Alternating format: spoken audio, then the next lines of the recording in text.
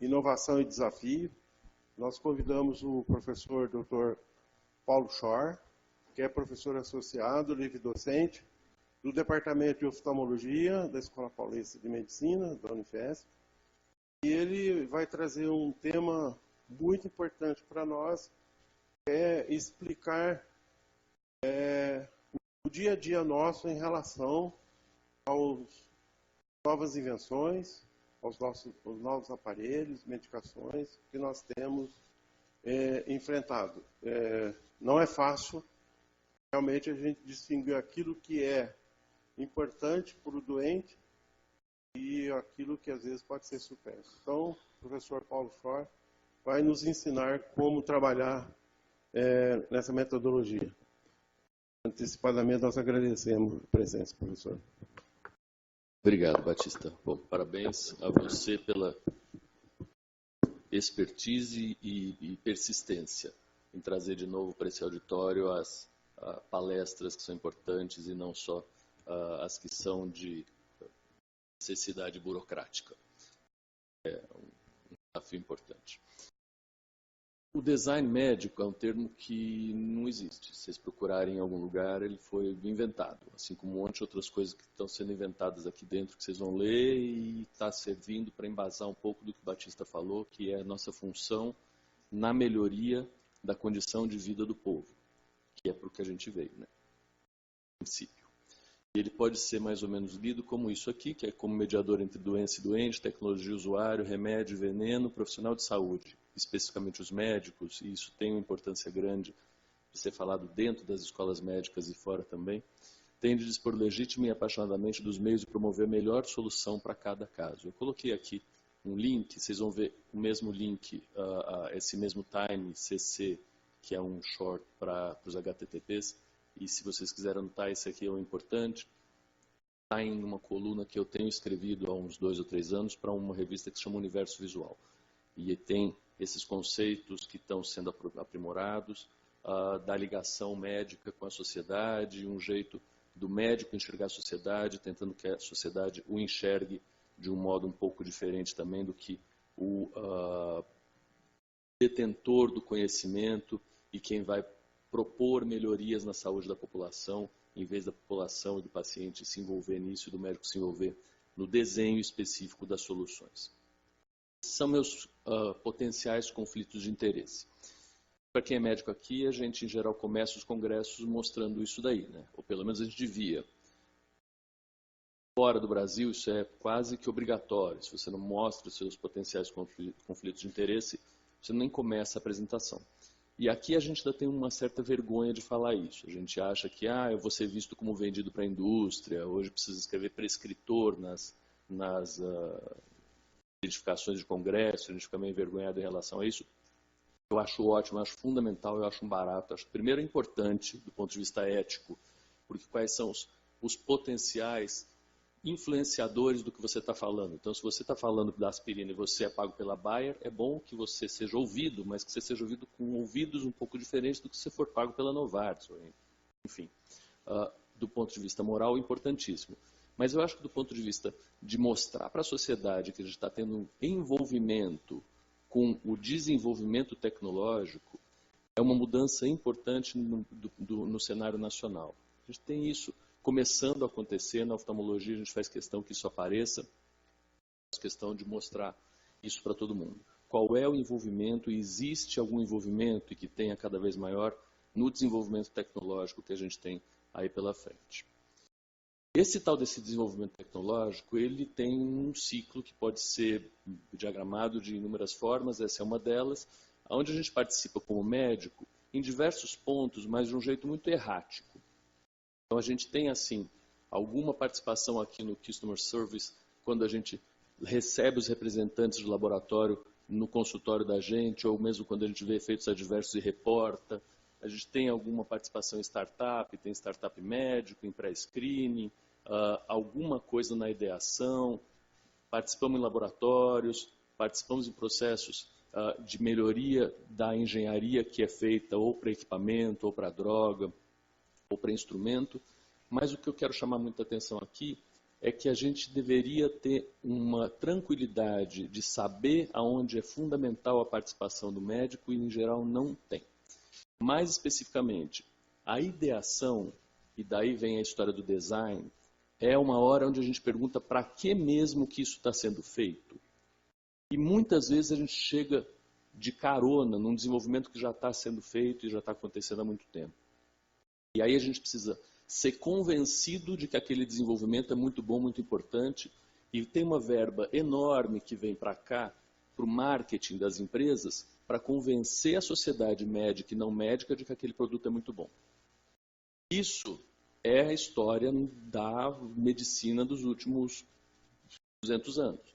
A gente tem alguém que tem alguma ideia, em geral, movido não necessariamente por uma dor sentida pelos pacientes, que a gente entende, porque a gente ouve, ou pelo médico, que é quem vai aplicar isso, mas é uma dor eventualmente sentida pelo mercado financeiro, ou por uma oportunidade de negócios. E isso faz esse ciclo girar com um monte de dinheiro, principalmente um dinheiro enorme de marketing de novo, tentando convencer a gente que aquele produto é muito importante. Então, eu acho que um dos jeitos de ler o que eu vou falar é, na hora que o marketing tiver menos dinheiro do que o P&D, a gente começa a ter um ciclo rodando e a gente normaliza um pouco o porquê em vez do como no desenvolvimento tecnológico.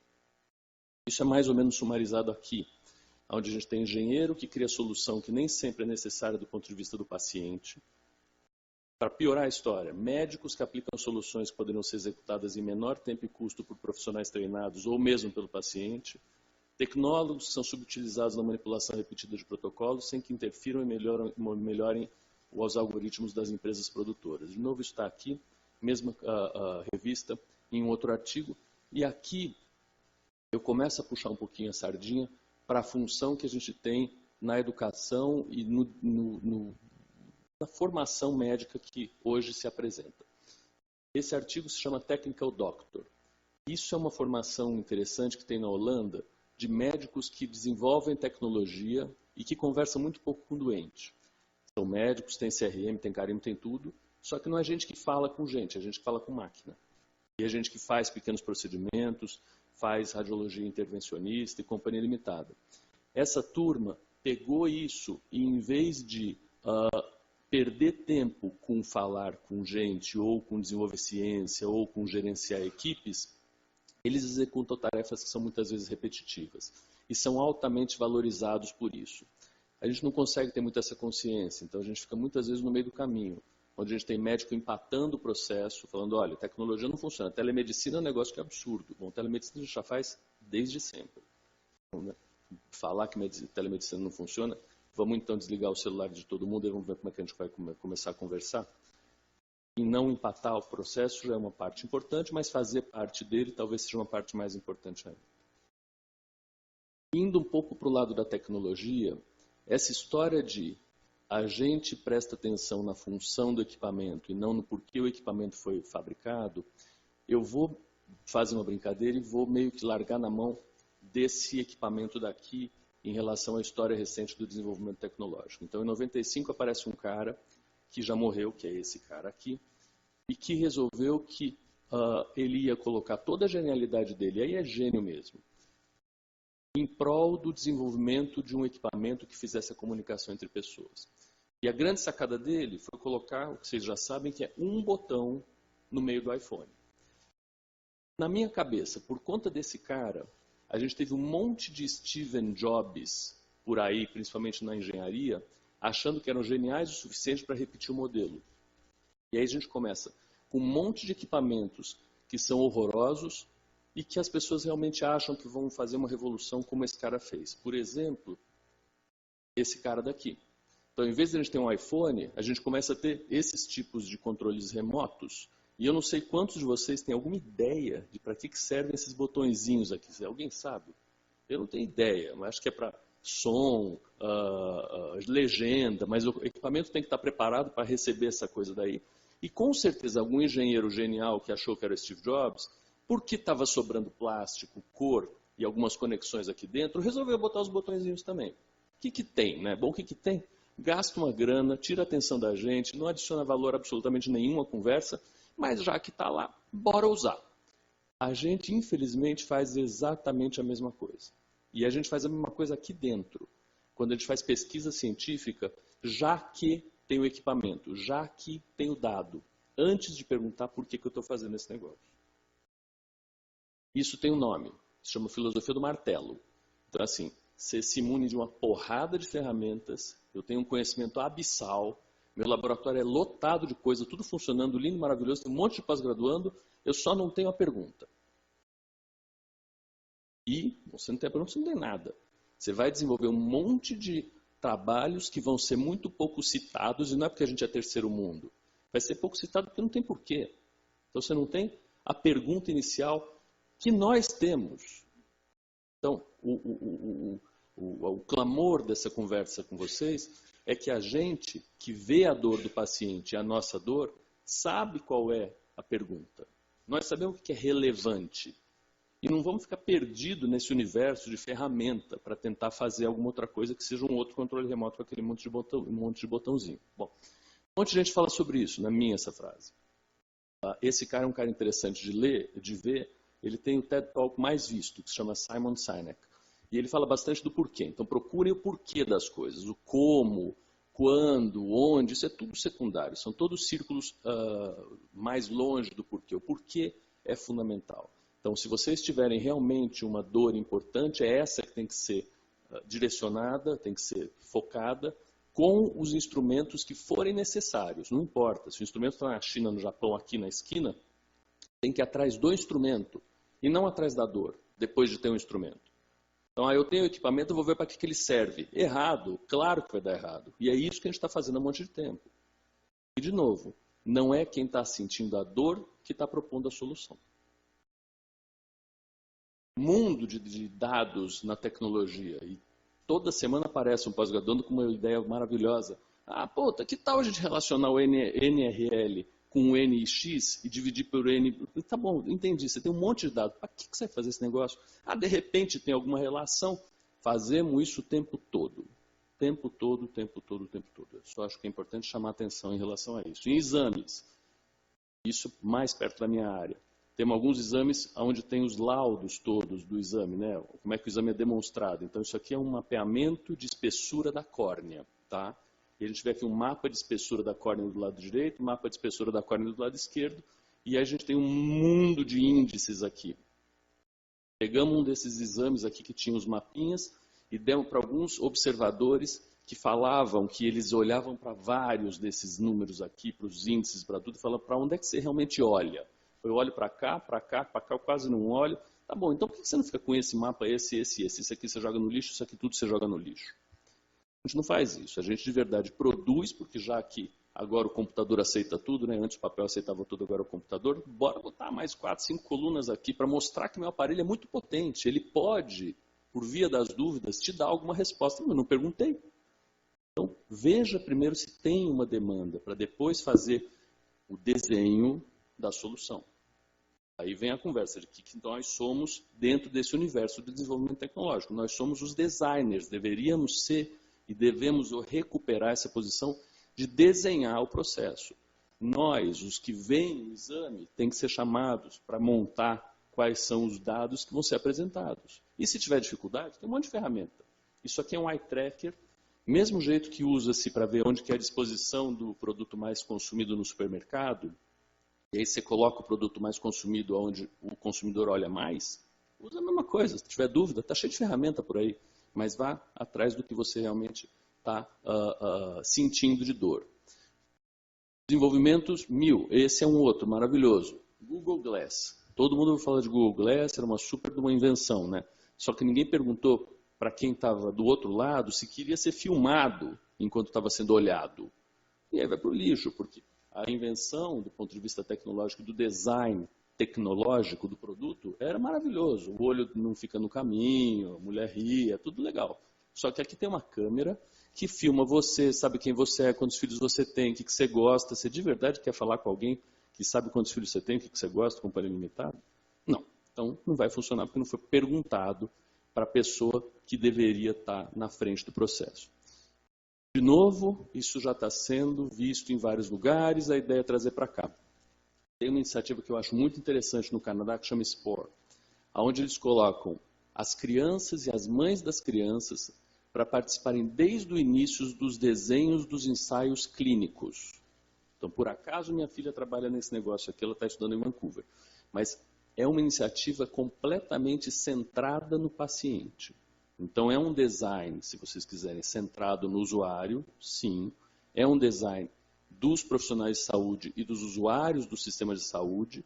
E a gente aqui está a algumas léguas, luz, de chegar nisso. O que a gente, em geral, tem aqui é o recebimento de protocolos já muito fixos de empresas que já estão na fase 4, que querem a ajuda da gente só para fazer o fim do teste e do marketing do produto que já foi iniciado fora daqui. Ah, mas ninguém dá estudo clínico para a gente. Pois é, a gente tem muito pouca capacidade de absorver estudo clínico, ninguém dá, é mentira. A gente tem um complexo hospitalar, eu vou mostrar no fim, enorme, que recebe muito estudo clínico, mas a gente tem que ser um pouco mais agressivo. A gente tem que propor as perguntas.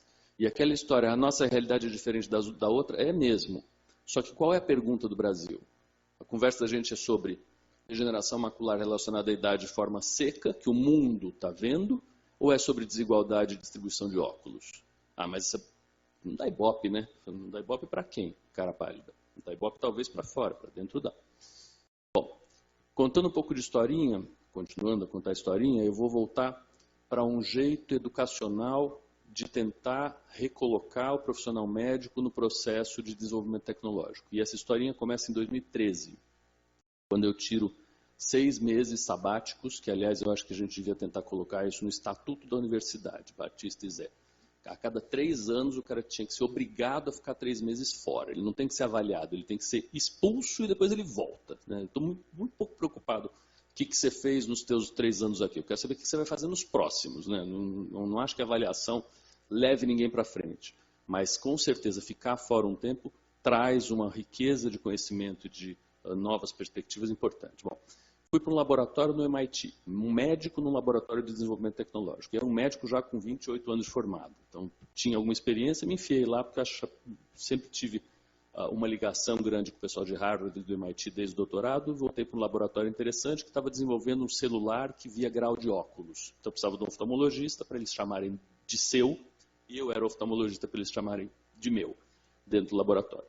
Fico lá e uma das coisas que estava se pensando era uma oficina de inovação, onde você junta um monte de moleque, e aqui são vários indianos, tem 100 indianos aqui, que em geral são das áreas de tecnologia da informação, de engenharia e de design, junta vários profissionais que têm relação com a pergunta inicial da oficina que vai ser feita, saúde visual, bota um monte de oftalmologista, bota enfermeira de saúde visual, bota paciente com baixa visão, contextualiza essa história toda, dá um monte de ferramenta para esses moleques e solta eles durante 4 ou 5 dias para desenvolver soluções tecnológicas baseadas nas dores que foram apresentadas para eles. Quem capitaneou isso, nesse caso, foi esse cara que chama Ramesh Haskar, é um indiano, engenheiro da Mitsubishi, que é o investigador principal do laboratório onde eu fiquei no MIT, que chama Cameron Kilcher, e que juntou todo mundo. Mas importante nessa fotografia são esses caras que são, não por acaso, periféricos, que são médicos ou profissionais da saúde. Eu devo estar aqui no fundinho, em algum canto. Essa turma toda tem um trabalho prévio enorme de identificar temas abrangentes o suficientes, mas que falem por si só. De novo, abrangentes por si mesmos, abrangentes o suficiente, mas que falem por si só.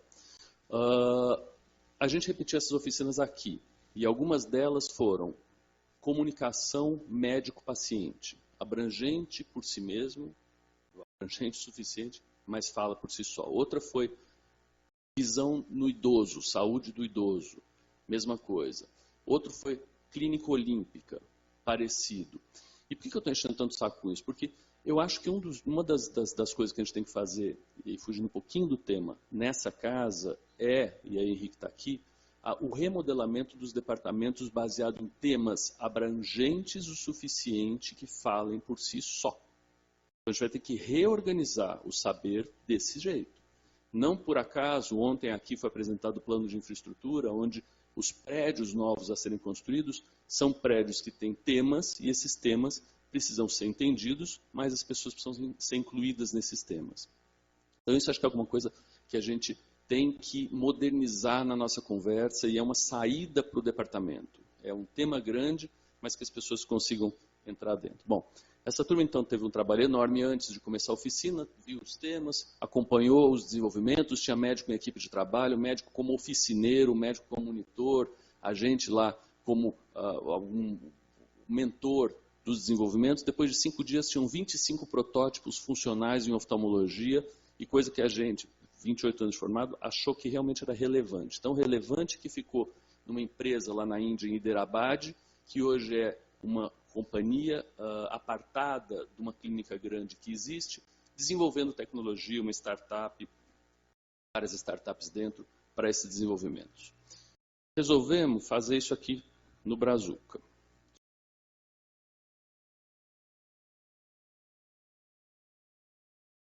Vou passar esse vídeo. Vou passar, não é tão fundamental. E aí fizemos algumas das oficinas que eu falei para vocês. Então fizemos oficina de saúde do idoso, onde não por acaso, eu estou aqui, ó, quem não está reconhecendo, estou loiro.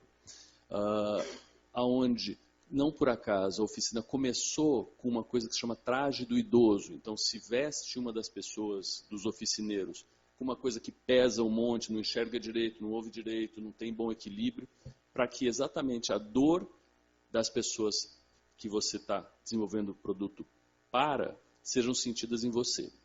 Então é de novo essa inversão de valores, onde você não vai desenvolver alguma coisa que já começou, você vai começar a entender por que você está desenvolvendo aquele negócio todo.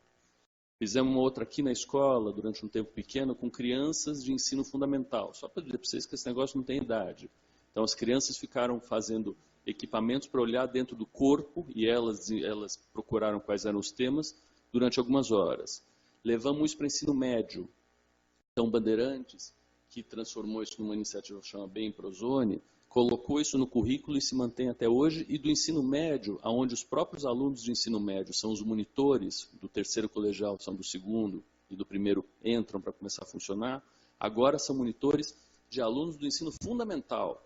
Então a escola começa a colocar isso para dentro dela. A gente está muito longe de fazer isso, a gente continua dando aula de disciplina, a gente continua brigando por carga horária, a gente não estimula os caras a saírem daqui, a gente faz avaliação. Não estamos mais do que 50 anos atrás do que a gente deveria estar. Essa aqui que a gente fez de relação médico-paciente, onde a gente trouxe psiquiatra, oftalmologista, pediatra, anestesista, um monte de gente da área da saúde para fazer esses desenvolvimentos. Fizemos isso, e algumas pessoas estão aqui, que participou dessa clínica olímpica lá em Santo Amaro, onde também trouxemos algumas pessoas da área da saúde, esse cara é ortopedista, tem mais gente que veio, que era judoca, para participar de desenvolvimento tecnológico aí. E a última que a gente fez foi em São Carlos, de oftalmologia. Esse é mais ou menos um resumo de que foi feito até hoje. Mas isso tudo são desenvolvimentos educacionais. Não é esse o foco, de novo, do que eu estou pretendendo passar para vocês. É muito mais qual é a nossa função como médico, independente de ser docente universitário, professor com companhia limitada, no processo de desenvolvimento tecnológico. Tá? Em relação à educação, eu roubo um monte de conceitos, e tudo que eu estou falando para vocês, que parece que é bonitinho, que é tudo meu, um monte de coxa de retalho que eu estou juntando. Esse é de um cara que chama Joe Ito, que foi um dos diretores do tal do Media Lab do MIT, que se coloca muito contra a formatação formal, departamental, de divisão de saberes, e faz uma provocação chamando de antidisciplinar, não indisciplinar, o novo jeito da gente se comunicar. Então, quanto mais você conversar com quem é diferente de você, maior a chance de você ser ouvido por mais gente. Se você só se comunica com os caras que te entendem, você vai ter uma rede de comunicação muito restrita. Portanto, uma abrangência do que você está fazendo muito menor do que se você falar com um artista, com um pintor, eu falar com o Batista, que ele faz uma coisa que eu não entendo direito, mas eu vou entender depois que eu falar com ele, amplia muito minha abrangência. A gente tem as ferramentas aqui, e tem milhões de ferramentas, mas, de novo, martelo, tá? Então, o que a gente tem aqui? Um monte de programa de mestrado profissional funcionando, cheio de martelo. Todas as condições dadas. tem mestrado profissional em oftalmo, tem cirurgia, tem translacional, em São José dos Campos tem um monte de outros. Temos professor afiliado categoria Desenvolvimento Tecnológico. Então a escola está aberta. Entrem, chamem os amigos de vocês que têm algum envolvimento em desenvolvimento tecnológico e têm doutorado para ser professor afiliado daqui. Eles podem ajudar muito nessa transformação. Tem uma política de inovação recém-aprovada por nós mesmos. Todos nós participamos dessa política de inovação, alguns mais, outros menos. Isso acabou desaguando no Agites, que Luiz Eugênio, que foi o último palestrante daqui, hoje é o diretor e tem movimentado bastante.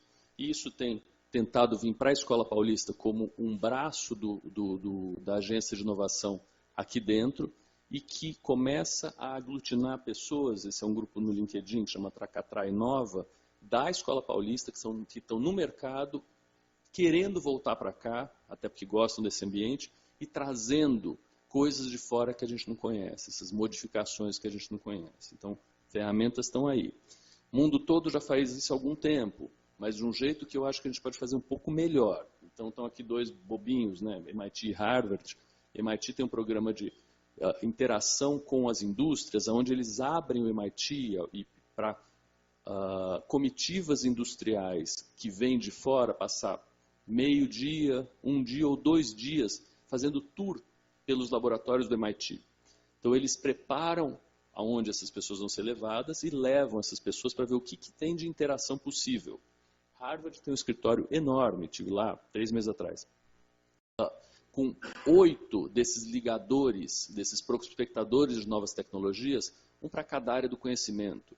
Então, são iniciativas muito maiores do que a gente, teoricamente, tem braços para tomar, mas numa direção relativamente já tomada. É importante a gente fazer prospecção tecnológica? Sem dúvida.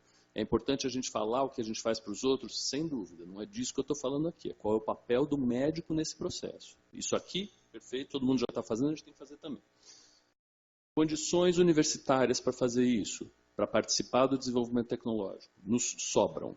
E principalmente um complexo, e aí, se tiver alguém da USP aqui, além de eu que me formei na USP há 30 anos atrás, de Ribeirão, ouça isso bastante, maior, né, Zé, do que o que a USP tem. Se a gente juntar todos esses caras daqui, que tem uma nucleação com a Escola Paulista, a gente tem um complexo de saúde enorme, cheio de médico, cheio de especialidade, cheio de expertise, cheio de entender dor. Então, eu quero um cara que seja reumatologista pediátrico. Tem. Eu preciso de hematologista que fale leucemia linfóide aguda em anão. Tem. Tem tudo. Tem que fazer glaucoma congênito. Quem que faz glaucoma congênito em serviço universitário aqui? A gente. Quem que faz a degeneração? Nós. Então, nós temos um monte de gente aqui que poderia participar desse processo. Então, de novo, condições absolutamente dadas, e eu quero provocar vocês com o seguinte: por que com as condições todas dadas, isso de verdade não tende a andar? E a ideia é que isso não tende a andar porque a gente, quando conversa com um desenvolvedor de tecnologia, com um engenheiro, com o pessoal de marketing, entende as palavras, mas não entende a língua. É muito bonito falar, tem que ter uma linguagem multidisciplinar, e aí eu tenho que entender o engenheiro, ele tem que me entender. Entendi o que eu tenho que entender, só que eu não consigo fazer porque eu não falo a língua desse cara. E para falar a língua, não adianta ter aula de palavra. Tem que ir lá, se internar, e aí você começa a entender o que os caras estão falando, e os caras começam a entender qual é a tua função. Tradução. O que eu fiz indo ao laboratório do MIT, por livre e espontânea vontade, acabou se tornando uma coisa que pode funcionar, e a gente está tentando chegar nos finalmente disso, como uma residência médica nas engenharias. Então, nessa mesma revista vai sair impresso, vai sair agora digital, um número, uma matéria que eu escrevi junto com a Mônica, que é uma professora do ITA, que acabou de vir de Boston também, propondo que médicos já formados, de preferência com experiência, fiquem durante 1 mês em laboratórios de desenvolvimento tecnológico. Eu de verdade acho que não tem um outro jeito da gente participar desse processo a não ser estando dentro. Não adianta dar consultoria, não adianta conversar durante 2 horas. Eu, quando cheguei nesse laboratório grande do MIT, cheguei com vários projetos que, para mim, como quem sente dor do paciente, eram ultra relevantes, super importantes. Sabe quantos foram para frente? Zero. Simplesmente não absorvem o que você tem para falar. Então, a conversa com o engenheiro e com o desenvolvedor é outra. Não somos maiores, melhores, nós só somos diferentes dos caras. E igual, quando a gente recebe no centro cirúrgico um engenheiro que está fazendo algum desenvolvimento tecnológico. A gente, via de regra, não dá bola para esses caras. Fica preocupado dele não mexer no microscópio, no campo cirúrgico, não botar a mão dentro do olho do paciente. Essa é a única preocupação que a gente tem. Você poucas vezes coloca ele no processo. E não vai rolar essa interação se não existir uma intensidade e uma duração dessa interação. Então, a proposta hoje para vocês é que a gente participe dessa história indo aonde estão sendo feitos os desenvolvimentos, entendendo qual é a função que a gente tem no tal do design, se empoderando do tamanho do complexo da saúde que a gente tem, lembrando que a gente ouve a dor do tal do paciente e a dor da gente também. Então é um clamor aí que fica no fim dessa apresentação e acho que mais legal vai ser a discussão. Obrigado.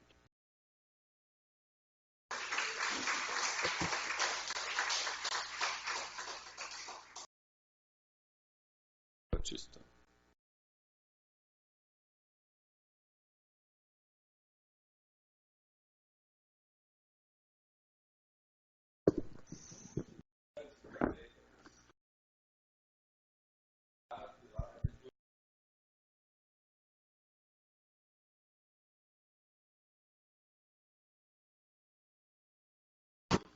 Refém.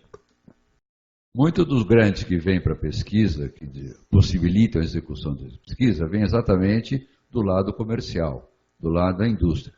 Eu, no meu concurso para professor titular, eu comentei que hoje a indústria desenvolve um produto, bota no meu colo, vê para que serve isso. Eu saio procurando lá homem, mulher, signo, escorpião, Ares, vê para que serve esse negócio aí, essa espessura nova que eles dimensionam.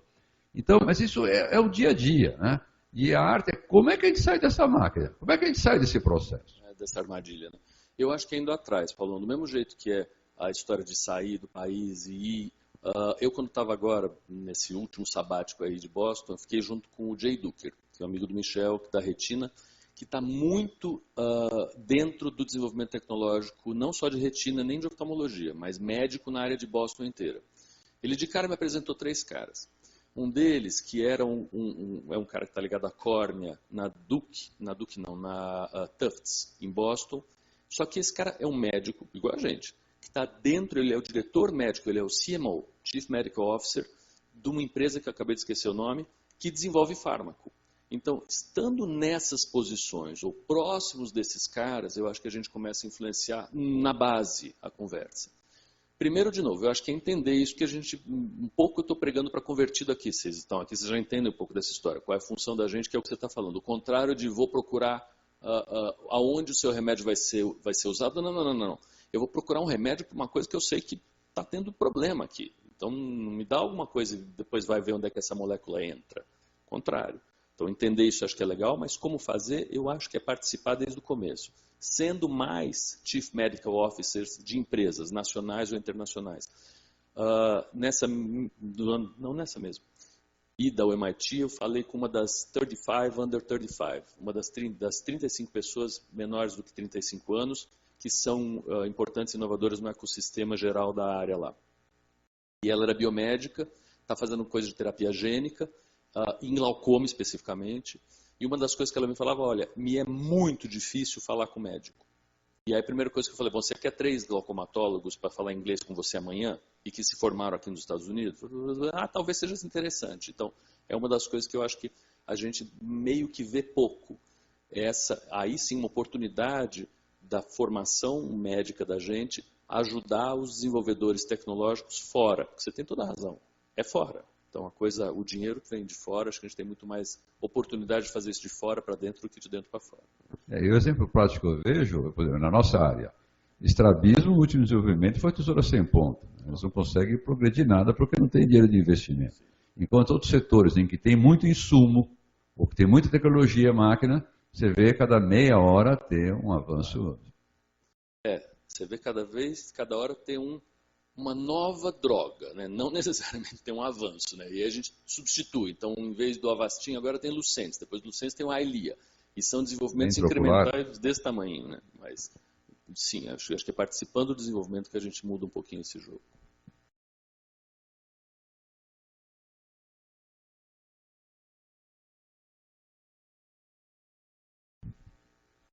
Paulo, eu estou admirado por essa palestra, essas palestras, mas especificamente isso hoje, porque a gente está aqui dentro de uma escola médica, uma das melhores do país, né? Envolto por os problemas que você citou no começo, a gente só se encontra para brigar ou para as besteiras que a gente acaba discutindo nos fóruns formais e perde a oportunidade de conversar mais sobre assuntos como esse aqui. E pior, a gente está numa roda. Enquanto você está falando isso, nós estamos ensinando o residente a também não prestar atenção no engenheiro, não quer saber se o remédio está curando realmente a dor do paciente. Eu estava há 10 minutos atrás, antes de vir para cá, conversando com um professor aqui da escola, falando sobre como que a indústria de equipamentos, no caso era a indústria de fármaco, ganha dinheiro sem querer saber se isso é bom ou não para o paciente. É enorme isso. Não é só a indústria, o hospital também. O hospital ganha com tecnologia, não quer saber se o doente está melhor ou está pior. Ele talvez ganhe mais até com o doente pior. Então, um baita absurdo que a gente está vivendo e a gente não está conseguindo ensinar isto para os nossos alunos, nem na graduação, nem na pós-graduação, porque a gente fica 95% do tempo votando em coisa pouco importante. Estou absolutamente, eu concordo exatamente tudo. Eu falo isso, eu não consigo chegar. Eu tenho assinado alguns contratos de ensaios clínicos. Tem da oftalmologia um monte, da psiquiatria um monte, da vascular, acabei de assinar um da vascular. Na verdade, para ser sincero, e eu sei que machuca um pouco isso, a gente no máximo, eu vou errar no que eu vou falar, é politicamente incorreto. Nós estamos sendo o incluidor de paciente do interesse da indústria, apenas isso. Está longe do desenho do projeto, está longe do que você falou. Bom, a gente tem que mudar um pouco isso. E pior, eu acho que as melhores escolas médicas do mundo também foram pilhadas por esse mecanismo e a gente não consegue sair. A saída do sabático aí talvez seja aí, vamos se aproximar de quem está desenvolvendo isso no mundo. Mas parabéns, muito bom, acho que esse seu tema tinha que ser replicado em vários fóruns dessa universidade, em vários campi dessa universidade, inclusive.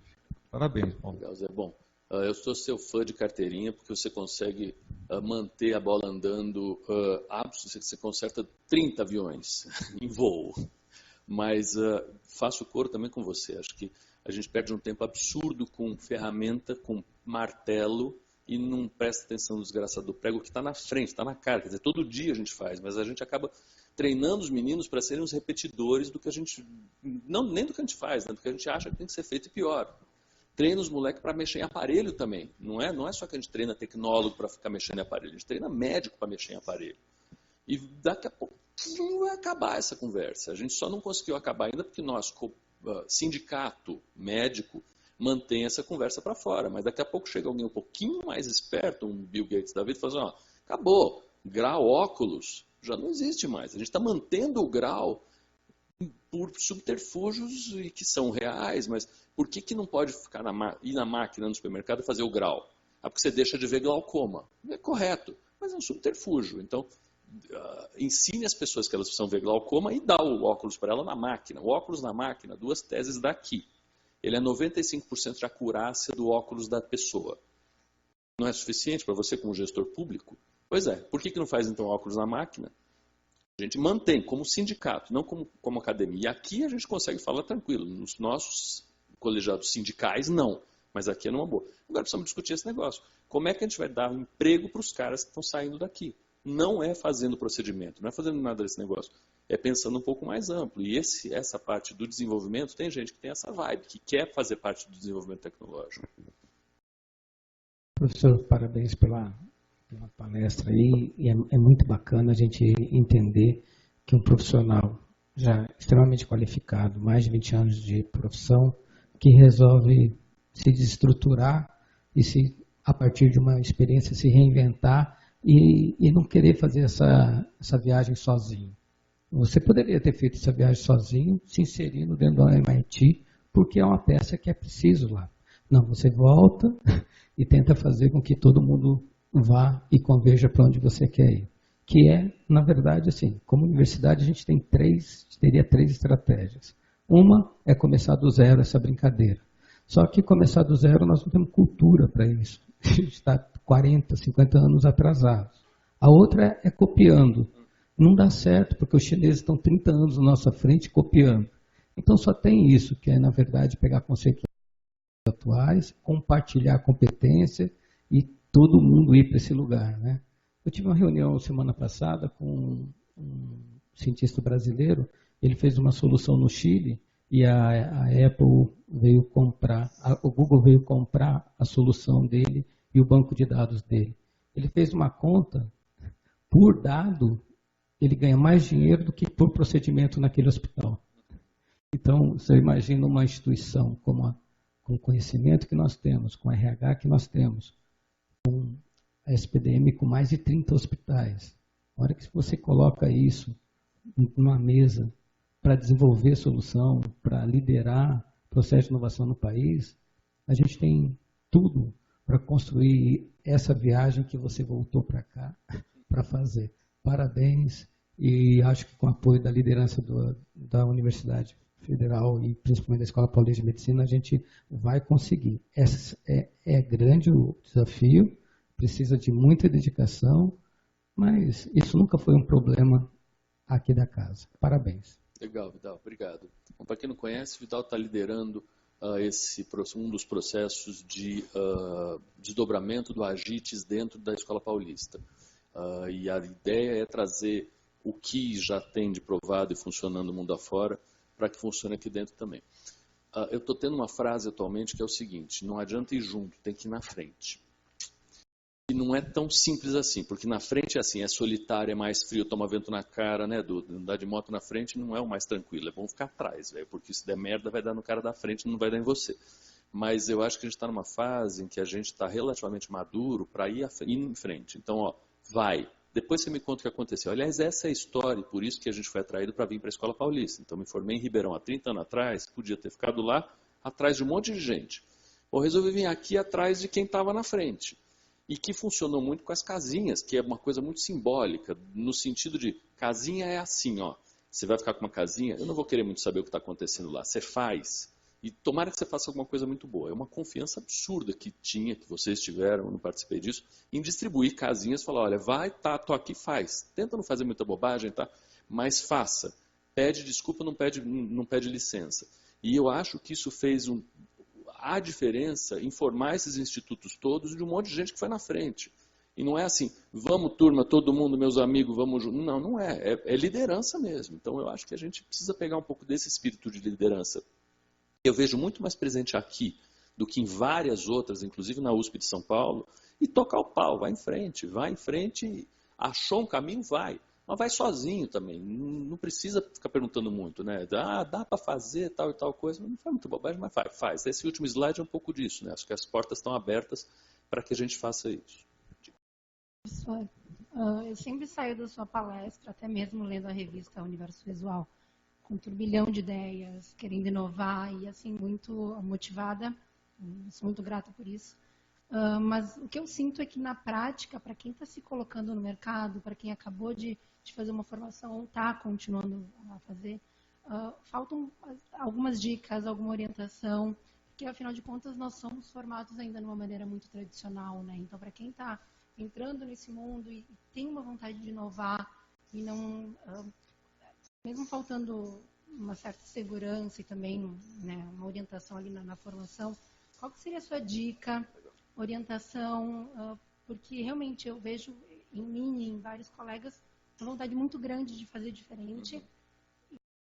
E acaba entrando na mesmice, na rotina, porque afinal de contas a gente tem que também trabalhar e fazer coisas de uma maneira dita tradicional, entre aspas, né? Eu acho que a dica é conversar. A palavra é rede de relacionamento. E quando ontem estava sendo apresentado o plano de infraestrutura, eu fiquei o tempo todo prestando atenção quais eram as collision zones, zona de colisão. E isso eu cutuquei durante todo o PD Infra. Isso, onde é que a gente vai se encontrar? Onde é que são os cafezinhos? Cadê os largos? Onde é que estão os bancos? Onde é que eu vou ver esse cara? Porque ele me inspira. Então eu vejo ele uma vez por semana. Agora eles resolveram que não vai ter uma reunião, então eu vejo menos. O outro também. Então são caras que te inspiram. Onde é que você encontra esses caras que te inspiram? E eles não estão na sala de aula, eles dão aula e vão embora.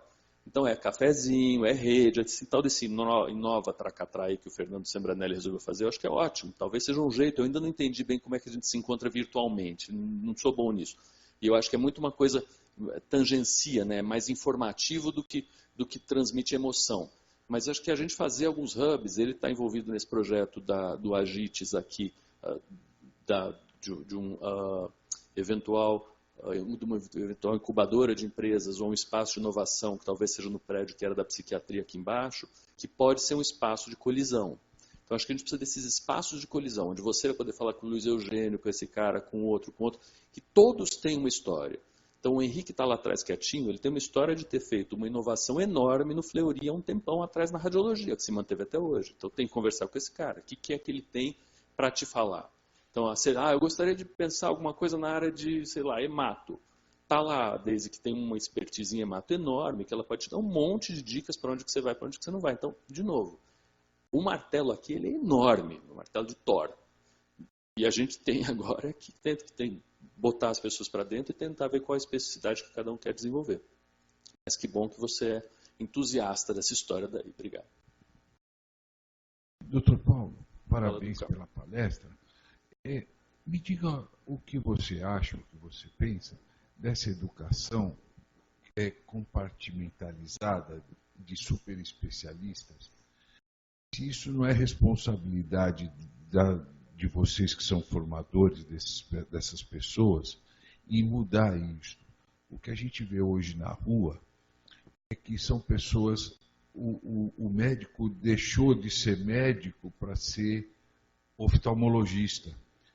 E agora o oftalmologista está deixando de ser oftalmologista para ser glaucomatólogo, cataratólogo, qualquer coisa desse tipo. E a separação dele está sendo tão intensa no momento da formação que essa pessoa depois volta para o mercado não servindo para muita coisa. Ele serve para pouca coisa. Então, é o que falou, para que a gente já vem sendo educado assim, para que nós servimos? A gente já está acostumado a fazer as coisas que não servem para nada, ou servem para pouca coisa. Então, hoje muita gente não atende o cliente, que é o que precisa, o doente lá no final, porque ele não tem aquela super especialização, por exemplo, como ele não é glaucomatólogo, ele não olha mais um nervo óptico, ou ele não mede mais a pressão do olho. E você não acha que a faculdade tinha que mudar isso mais agudamente? A tua pergunta ela é $1 milhão, né? Não tenho dúvida, acho que sim. Agora, quando você fala assim, a gente não está mais servindo, você não falou para o mercado, mas para muita coisa, acho que a gente não está mais servindo para a vida. Esse aqui é o rolo. A gente se sente um tal do portador assintomático de vida, né? O que eu estou fazendo aqui, né? Estou rodando a bola. E como é que eu ligo os pontos? Então, o que eu acho que a universidade deveria de verdade oferecer? Coisas que não são essas óbvias. Então, é óbvio que tem sim que oferecer mácula 4.0 para especialista, peeling de membrana, gastrectomia endoscópica, endonasal, não sei. Tem que oferecer essas coisas de ponta, tecnológico, legal. E muito mais. Então, eu acho que a gente está pobre nesse sentido. Isso sim é interessante. Agora, cadê? E aí é uma vantagem ser universidade nesse sentido que a gente não está aproveitando de jeito nenhum. Curso de História da Arte. Cadê curso de emoção na relação médico-paciente? Então, esses cursos eu acho que a gente devia fazer. Educação financeira, juros compostos. E quando você fala sair da zona de conforto, a gente entendeu quando foi fazer medicina que não ia acabar a conversa. Não ia saber tudo e fim de papo. Você faz curso um por mês. Conheço você bem. Então você vai atrás do conhecimento. Mas o conhecimento que a gente está oferecendo, aí eu acho que é um erro da Escola Paulista, é muito compartimentalizado. A gente está olhando muito pouco para fora da caixa. Tem um motivo óbvio. A gente sabe que esses cursos dão audiência. E os outros a gente não sabe, a gente tem medo. Então, eu não sabia quantas pessoas iam estar aqui para um tema que a Ana Luísa outro dia me perguntou, o que é design médico? Eu falei, vai lá para você ver. Ela não veio. É um risco que a gente tem. O marido estava aí. Mas eu acho que é se arriscar nesse sentido que falta. Trazer para dentro, em fóruns parecidos com esse, temas que não são óbvios, que é a provocação de fazer com que as pessoas saiam daqui e vão para fora ver coisas que aqui elas não veriam. Por quê? Porque elas têm tempo. Mesma coisa colocar o médico dentro do laboratório de engenharia por um mês, que ele vai ter tempo, é um pouco isso, é tirar, entre várias aspas, da zona de conforto, mas dar coisas no lugar. Eu fui, anteontem, ver uma coisa que é muito interessante, chama Sarau Psi. Sarau Psi é feito pelo Fix, que é um afiliado da psiquiatria, e o Andreas, que é um psiquiatra importante da cidade. Esses caras são entendedores de ópera. E aí eles pegaram, com patrocínio da Libs, o fim de 3 meses de prevenção ao suicídio e colocaram as mulheres das óperas de Puccini que se mataram. Então tem uma porrada, Turandot, Tosca, não sabia nada disso, Madame Butterfly, todas morrem. E a conversa deles é, vamos falar sobre suicídio. Usando arte, num ambiente de psiquiatras, eu me infiltrei lá, eu e a Vânia, e a conversa era essa. Maravilhoso, me abriu a mente assim, explode.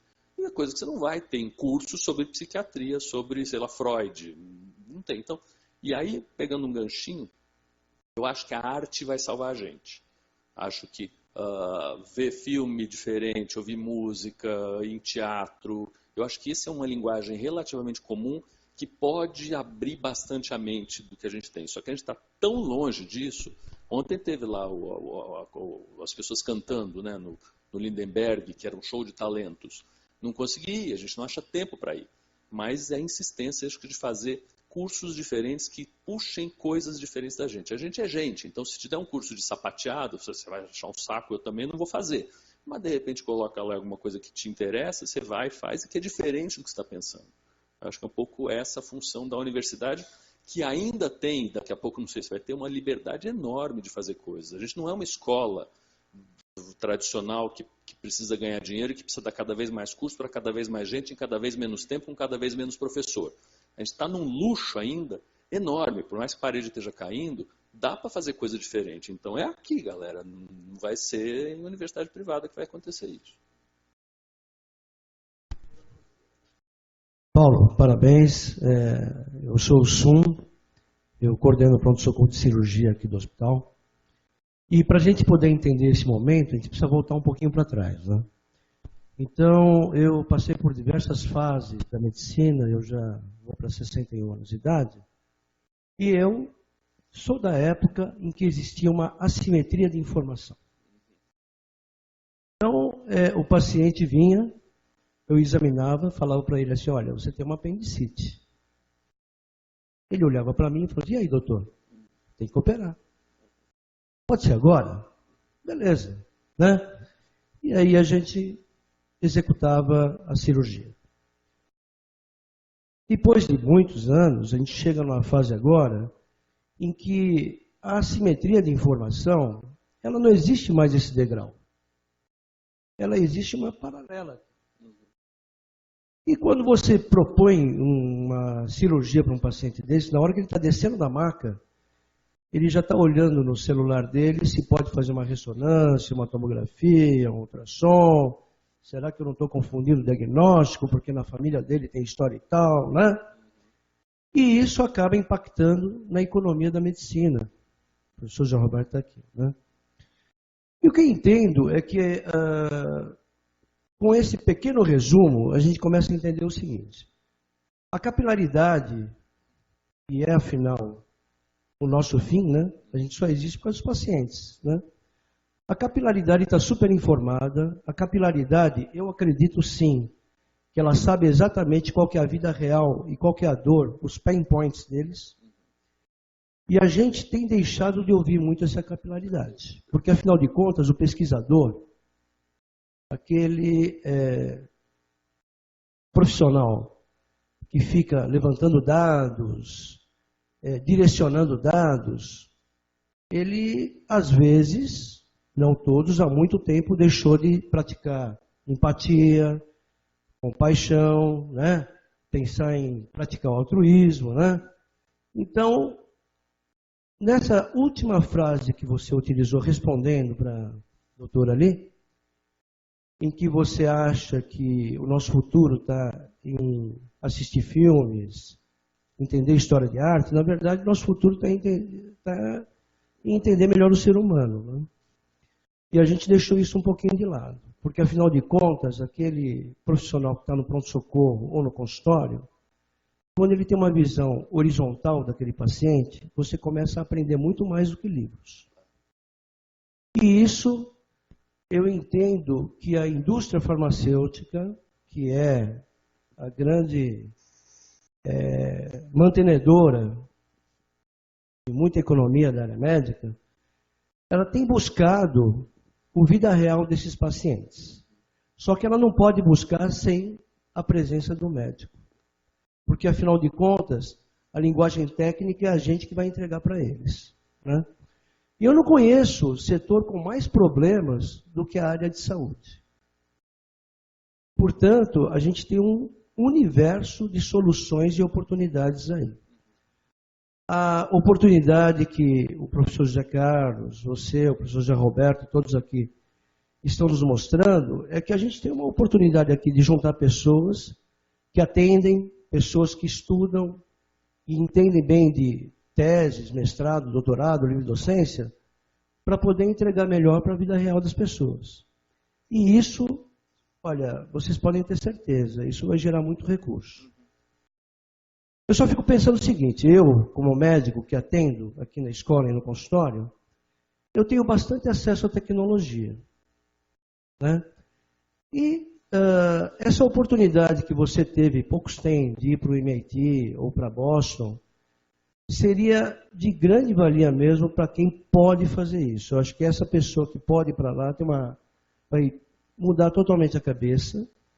E a partir do momento que ela está atendendo e praticando empatia, está praticando aquele envolvimento com o paciente, vem toda aquela informação de tecnologia, wearables, etc, etc, etc, para poder fazer uso daquilo. E respondendo também à doutora, alguma ideia de inovação para poder se inserir nesse mercado novo, né? Eu sempre digo o seguinte, que a gente tem uma coisa que é ruim, mas que é boa ao mesmo tempo. O médico tem uma coisa chamada tabela MB, onde essa tabela precifica os nossos serviços. Né? Então eu digo para a doutora, saiba de cor essa tabela, coloque-se no lugar do doutor Paulo, imagine tecnologia que te facilita o acesso a essa tabela e você vai multiplicar por muito mais vezes a sua vantagem comparativa no atendimento. É isso que eu queria falar. Ótimo. Faço coro. Eu acho que uma das coisas que a gente perde, mas que no consultório de vez em quando a gente volta a ter, é explicar para o paciente de modo professoral, mas não chamando ele de burro, o que está acontecendo. Então, e isso faz uma diferença absurda. O paciente começa a entender. Primeiro, ele vai seguir o que você falou, se ele entendeu. E a simetria da informação é levada em consideração. Então, claro que isso significa uma mudança de jeito de atender, de remuneração, mas você, em vez de atender 10 vezes o mesmo paciente, ele passa por 30 caras diferentes, você vai em um, ele entendeu, ele não precisa ir em 30 depois. E ele vai cuidar, e ele vai usar o remédio. Então, eu tenho certeza que na conta acaba valendo a pena você não subestimar o paciente e ouvir o tal do paciente. Agora, o que você falou que me parece mais interessante é trazer, e aí eu tangencio isso bastante aqui, ouvir o que o paciente fala e ter a ligação com o mercado, que é o paciente que a gente atende. De novo, voltando às minhas raízes lá de Ribeirão Preto. USP de Ribeirão Preto é uma formação fantástica, maravilhosa, faria tudo de novo. A única coisa que faltou é o paciente.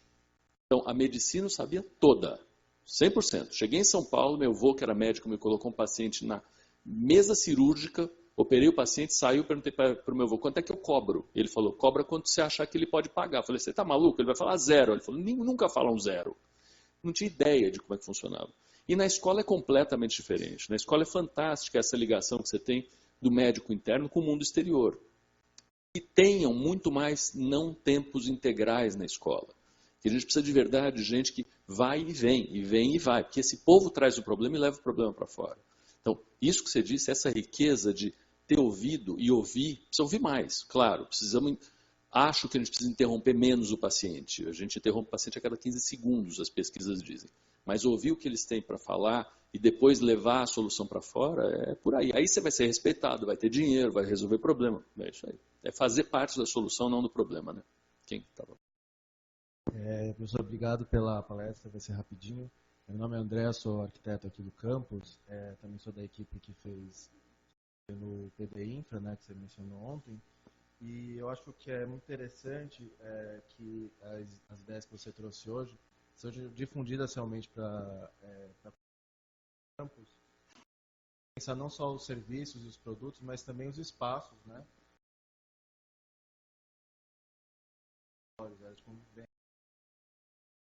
Questões que é o que a gente mais tem pedido aqui no...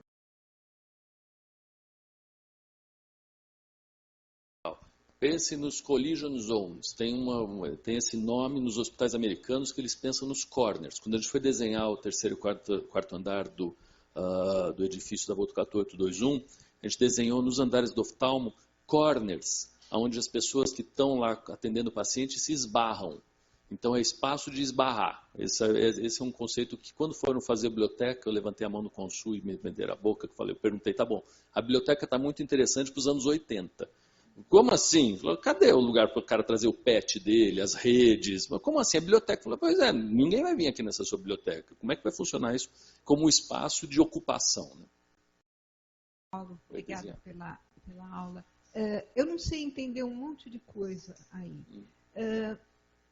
Eu sou Deise, eu sou hematologista, estou nessa escola faz tempo, entrei no vestibular em 75, aí vocês fazem a conta.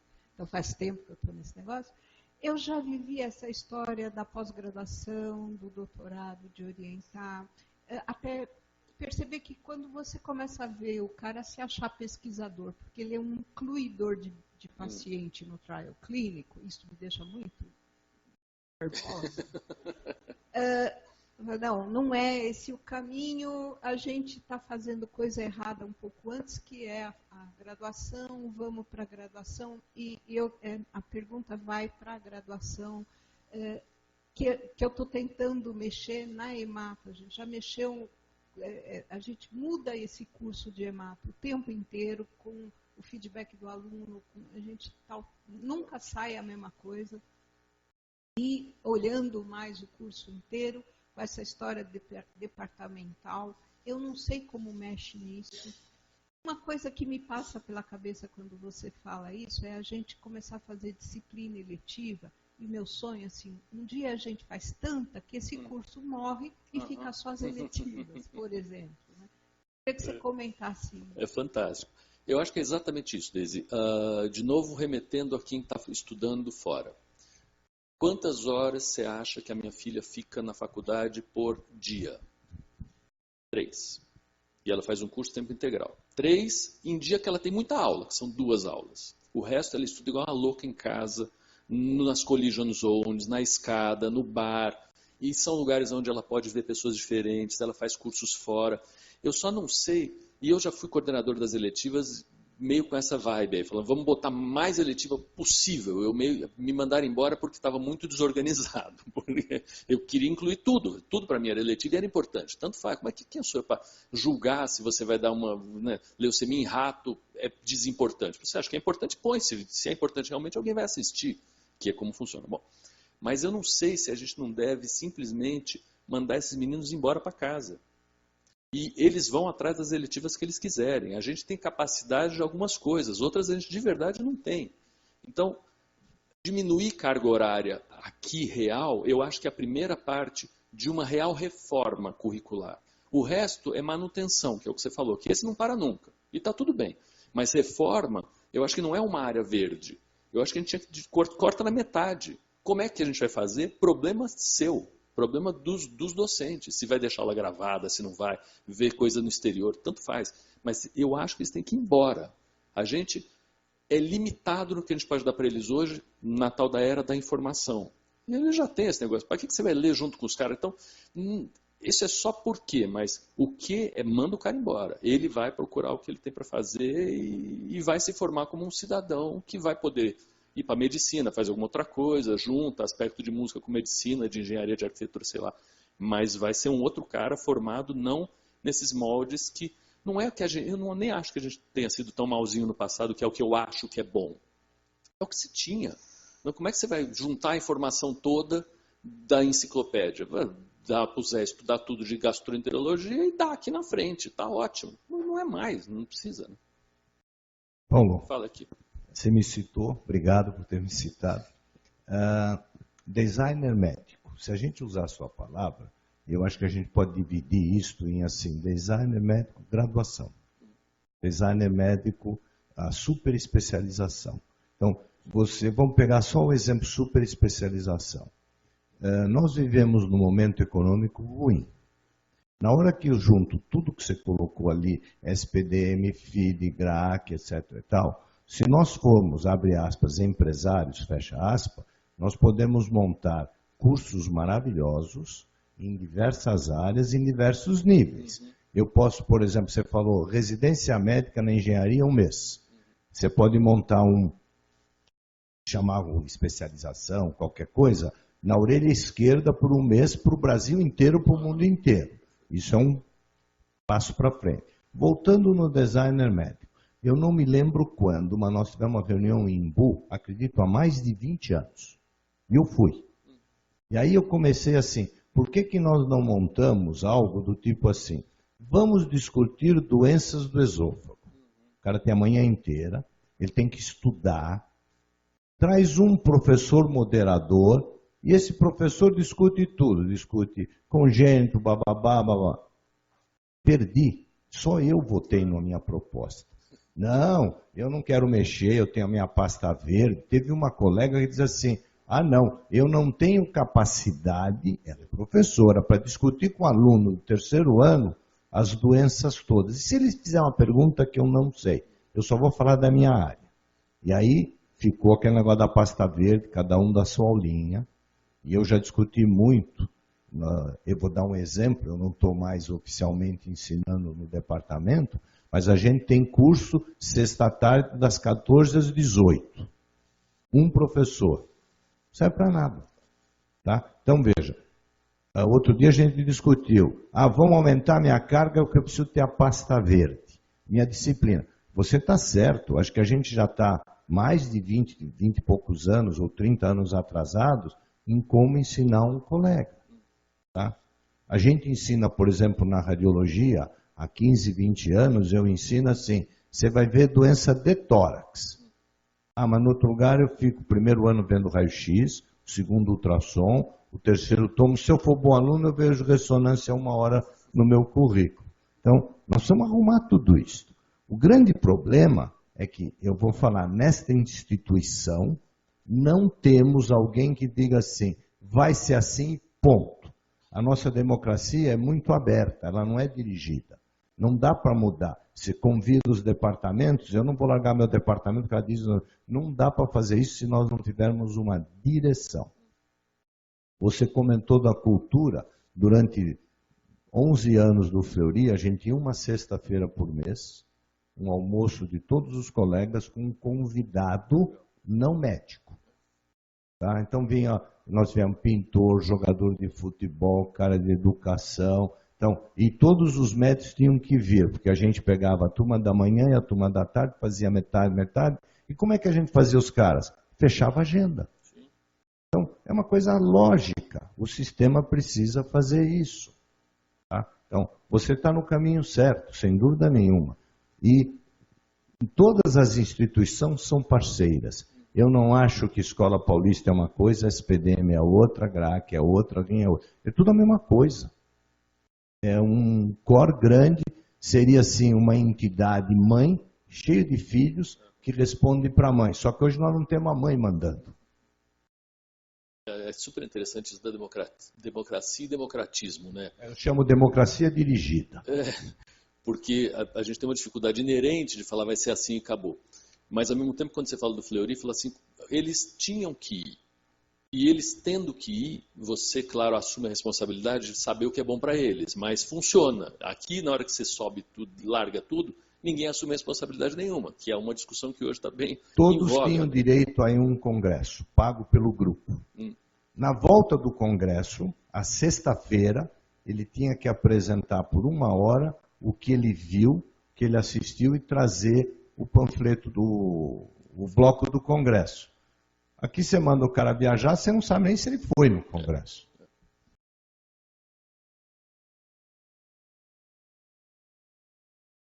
O que a gente falou, quer dizer, nós estamos dentro de uma universidade. Quando que a faculdade de medicina interagiu com a faculdade de administração? Dentro da própria universidade. Nós estamos em ilhas separadas. A riqueza está aqui, né? Eu estou preocupado com a hora, Batista.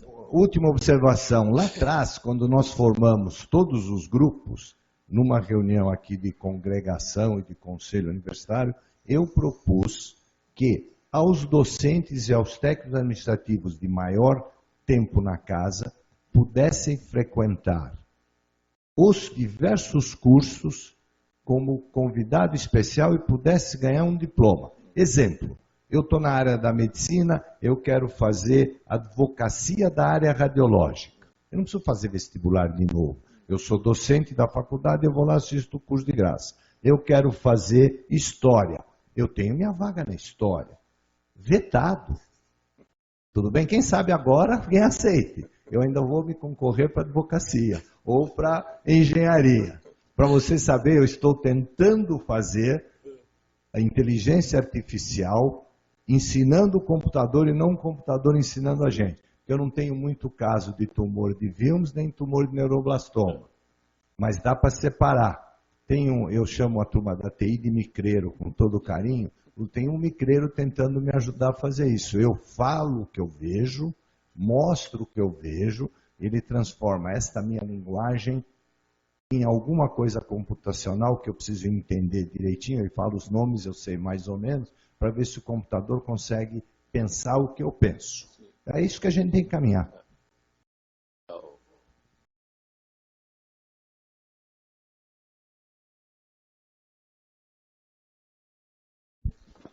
Fico muito feliz, né, em nome do Departamento de Cirurgia, de ter pessoas tão nobres nós temos entre nós, que vêm aqui de uma forma tão descontraída falar sobre temas tão complexos. Isso é muito importante, né? E nós vamos continuar. O ano que vem, em janeiro não vai ter, nós vamos começar em fevereiro. Eu vou convidar todos vocês. Gostaria imensamente de te agradecer, Paulo, por essa maravilha que você demonstrou e mostrando ainda que o ser humano é muito importante. Acima de tudo, o ser humano é importante. O Paulo mostrou claramente isso. Nós podemos ser tudo, mas respeitar o ser humano. Acho que isso, né? Isso, Morgan Freeman, ele é muito interessante que ele diz isso, né? O dia que a gente largar desse negócio de achar que o branco, o preto e entender simplesmente o ser humano, nós vamos ser melhores. Muito obrigado.